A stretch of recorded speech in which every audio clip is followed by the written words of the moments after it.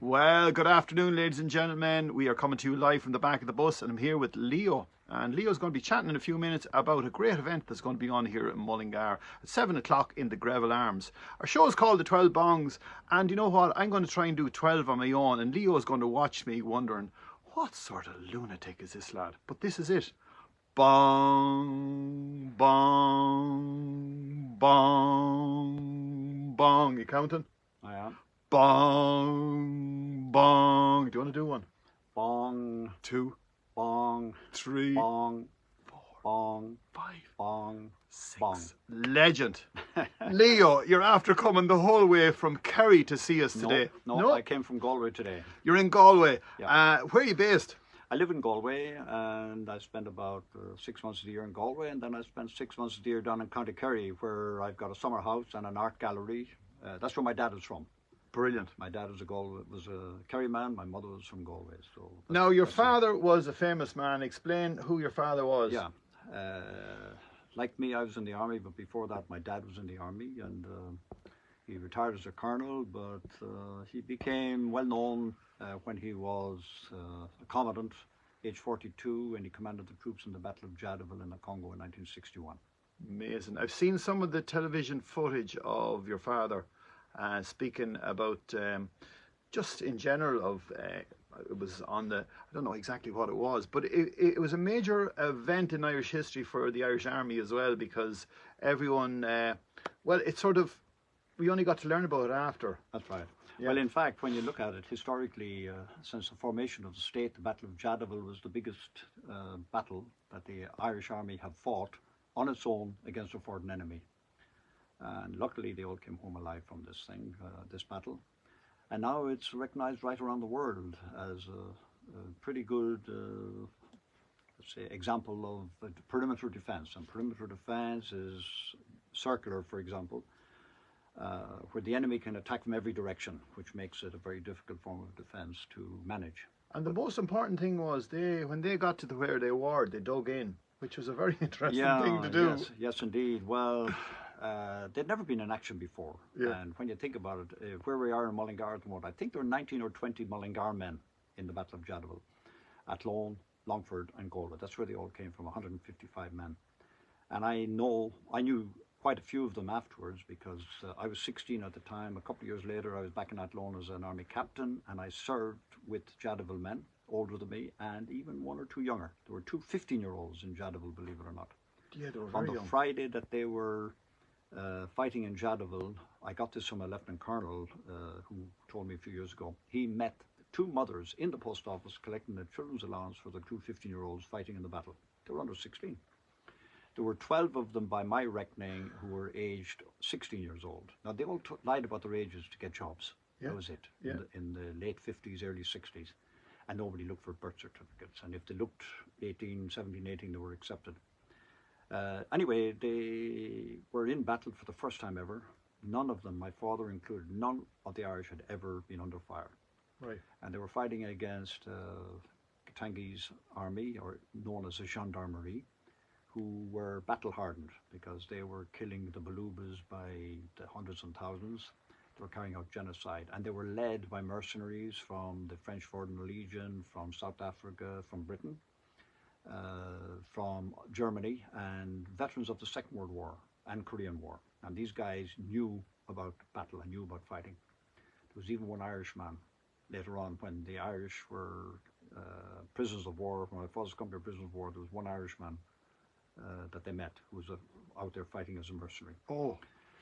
And anyway, they were in a place called Jadaville, excuse me, and they were attacked. The historical reason why they were attacked doesn't really matter, you know, it was a bit of a fiasco out there. But they were attacked, and they fought for 5 days, didn't go to sleep. Battle went on every night. The film shows the Siege of Jadaville, which came out in 2016, showed maybe 2 days of a battle, and no night fighting. It wasn't like that. It went on night after night, and they got very little sleep. They catnapped whatever they could. And I remember one corporal who's still alive, recommended for the military medal for gallantry, like the Victoria Cross. He told me, he says, we didn't sleep, and your father never slept. He said he came around to me on the Thursday night on the Friday night at 11 o'clock at night, 1 o'clock in the morning, 3 o'clock in the morning, and I was awake, and he giving out to me, why don't you get a bit of sleep? And he said, he telling me to sleep, and he wasn't sleeping himself. Yeah. So that's why they all lost weight. My father suffered from amoebic dysentery when he came home, had to go to Lourdes Military Hospital, Lourdes Tropical Diseases Ward in Drogheda, blah, blah, blah. So you had all these kind of situations. Now, so you were quite young when he came home. You were about 16. I was 16. And what was it like to see your father walking through the door in that condition? Well, when he came home, the first thing I noticed was that I was nearly as tall as him. Right. I had grown in 6 months. Wow, yeah. Secondly, he had some grey hairs he didn't have when he went out. Thirdly, he was quite skinny. He'd lost a bit of weight. But he didn't walk through the door as such. He got off the train in Athlone. Right. Along with the last group of men. He waited to the very end to bring home Jimmy Redmond, who was wounded, and he waited until the last man could come home with him. Imagine. And he, half the town of Athlone were waiting at the station to welcome him back. There were civic receptions everywhere in Athlone, Mullingar, Longford, Galway. They were heroes when they came back. It was nice. It was nice. It was a nice time, obviously. Two days before Christmas, 23rd of December. My God. And then I remember Christmas Day was very interesting in our house because the doorbell never stopped. Everyone came to see him. Yeah, well, I'd open the door and there'd be two little girls of 6 or 8 years of age with a present in their hands this is for Comdt Quinlin from Mammy and Daddy, and thank you for bringing Daddy home. So he got more boxes of biscuits and cakes and plum puddings and Christmas cards and a few bottles of whiskey, etc. So he was based in Athlone then? Athlone. So that's really where everyone sort of left from. Now, they trained probably in Athlone, did they? Yeah, they did. Athlone, you see, was the command headquarters for the Western Command, which is everywhere from Galway to Mullingar and up to Longford and Donegal and so on.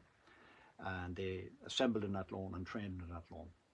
And they left from Athlone. And an interesting story, which it gets me every time I hear it, actually.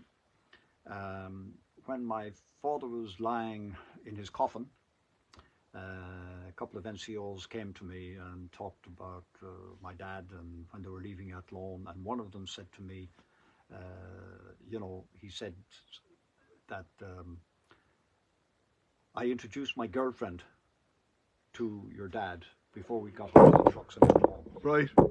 Right. And he turned to my girlfriend, who's now my wife, and he looked at her and he said, don't worry, he says, I'll bring him home to you. And he did.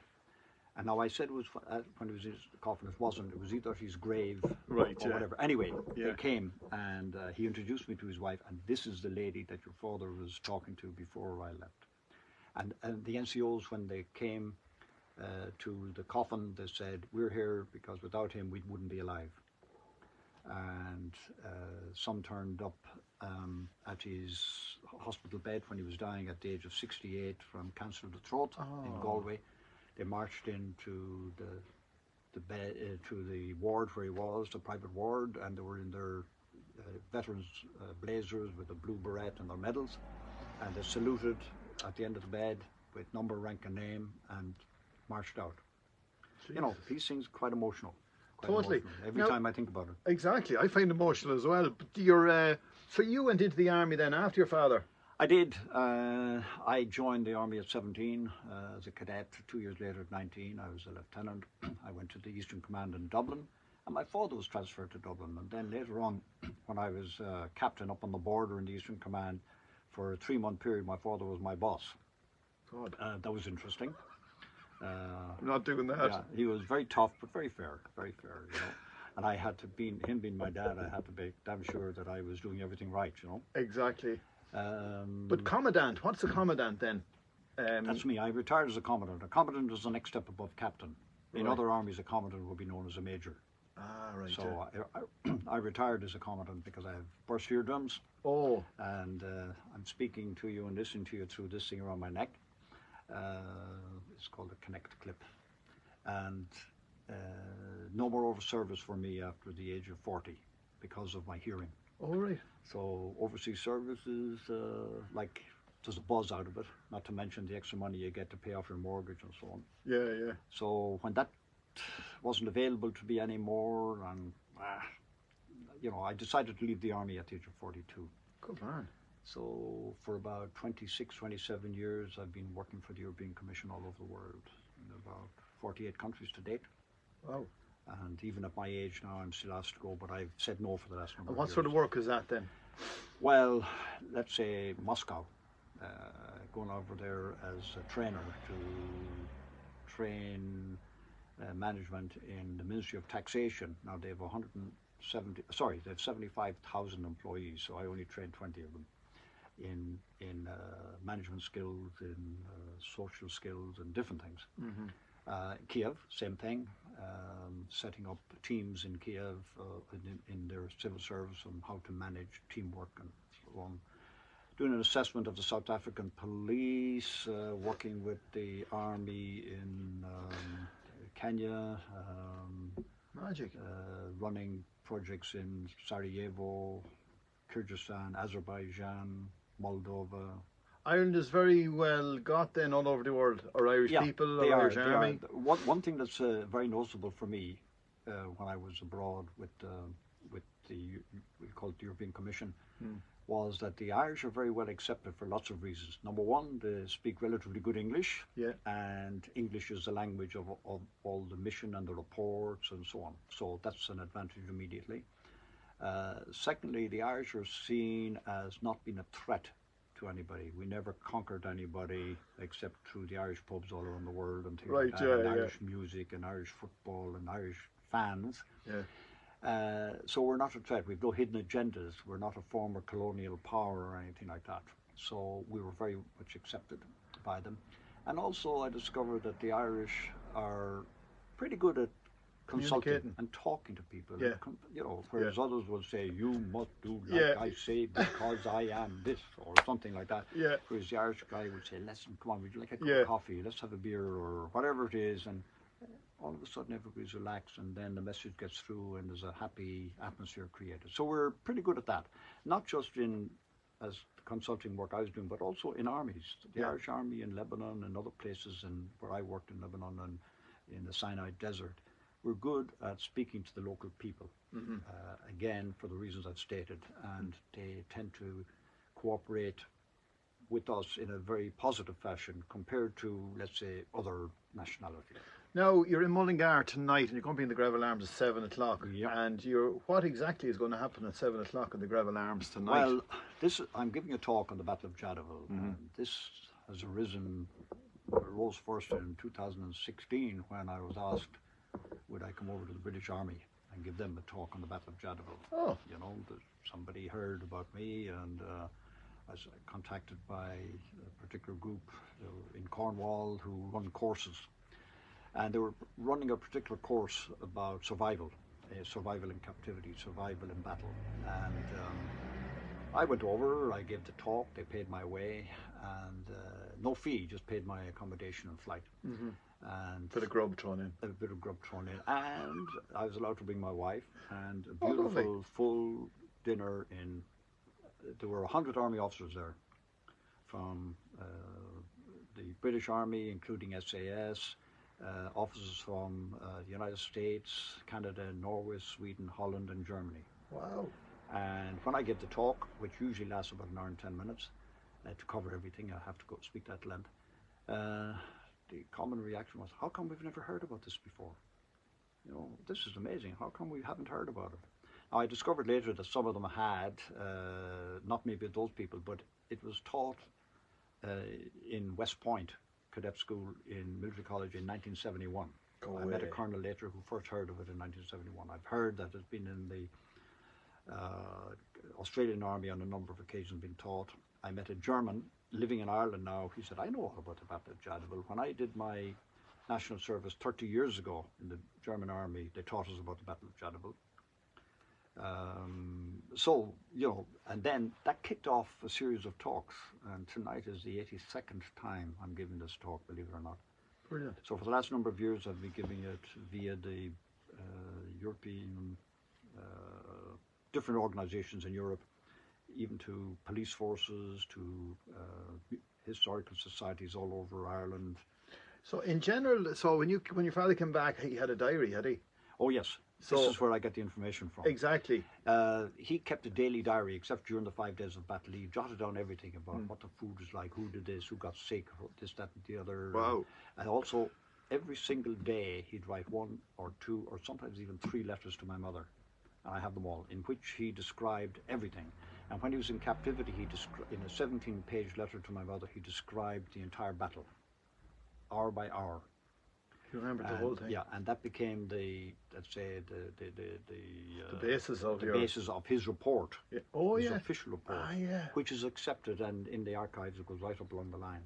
But then his daily diary, and then the official report, the letters to my mother, and then the anecdotal stuff he told me later on when I became a captain and when I proved myself a little bit in his eyes as an army ranger and so on.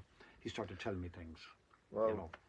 And coincidentally, I'd like to mention that one of the Jadaville veterans, who was a private soldier, aged 19 at the time, very, very brave man, recommended for Distinguished Service Medal for bravery. And he was later an army sergeant with me and my buddy on the ranger course.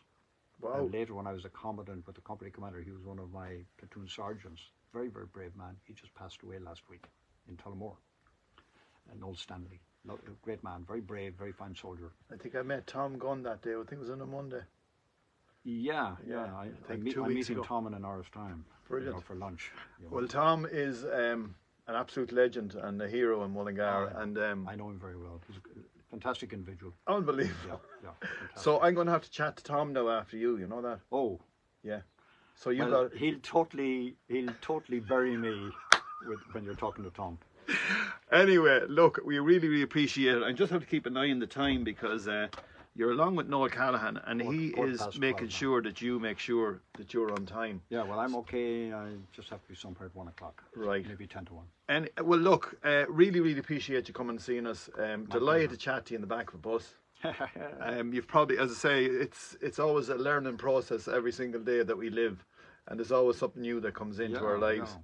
So look, thank you very much for being with us, and I'm going to finish off the show because I've a few things to sort of do here as well, if you don't mind.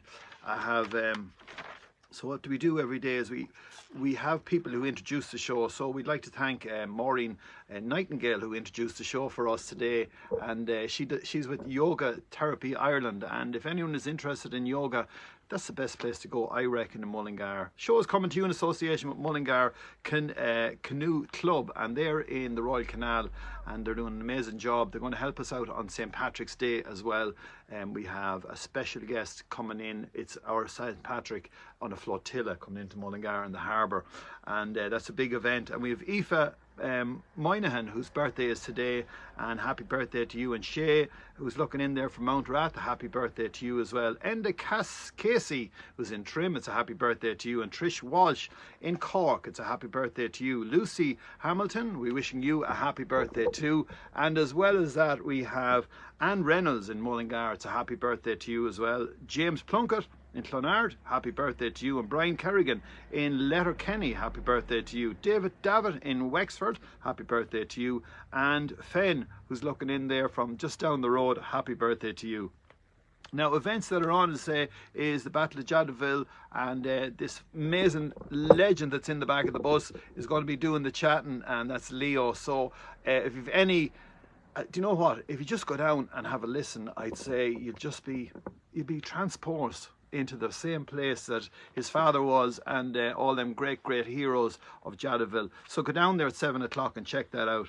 As well as that, don't forget our St. Patrick's Day Parade is on the way, and it's going to be on for 4 days, starting off on the 16th at 6 o'clock in the harbour, yes, of the Royal Canal in Mullingar, with a special guest coming in on the flotilla. It's our St. Patrick, but you don't know exactly who it is because it's a VIP, and we are really looking forward to that. Town Band is going to be up there, and it's coming to you in association with the IWA RCI, and that's the Royal Canal branch, and they are helping out with the event itself, and not forgetting our good friends in the Canoe Club as well, who are taking over the canal and using it as a proper facility, because it is a great facility and we should all be using it, folks. Don't forget Ken Smullen, the Food Appeal, and he's always out there working along with his volunteer group, bringing food to people that need it here in the Midlands. And some kids are going to school hungry, and it's hard to believe. So if you want to help out there, go to Deals in Mullingar or Deals at Tullamore, buy some dry food and give it to the people. He will give it to the people that need it. As well as that, Shandona GAA, the baby sharks are on the way this month, and as well as that, Orson Mullen is starting off the sessions once again on Wednesday. That is, yes, the 8th. And that's music, stories, crack and dancing as well. And the Delvin Book Festival is on the 1st of April. Always a great event. So once again, folks, thank you very much for being on board. And once again to Leo Quinlin, thank you very much for being with us. Pleasure. Bye for now, folks, and thanks for being on board. Feel free to share this post, and any messages, we're going to have a look at them later. Bye for now.